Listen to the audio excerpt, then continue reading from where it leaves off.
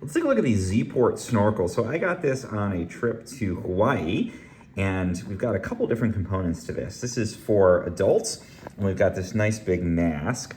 It's got a full face mask coverage here with tempered glass. You've got these nice big viewing ports on there. You put that right on the face.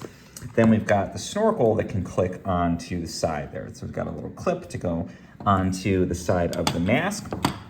Flexible tube here, the mouthpiece of the snorkel, and a valve so you can clear the snorkel valve at the top here as well.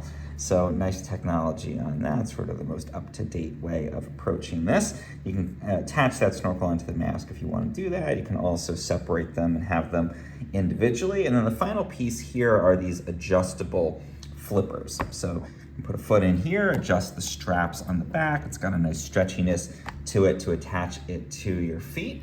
And that gives you the full package that you need in order to go snorkeling. It does come with this little carrying bag. I think the quality of the bag could be maybe a bit higher. It's just pretty basic. You could probably put this in a tote bag. But overall, got all of the different components you need to get out there and try snorkeling.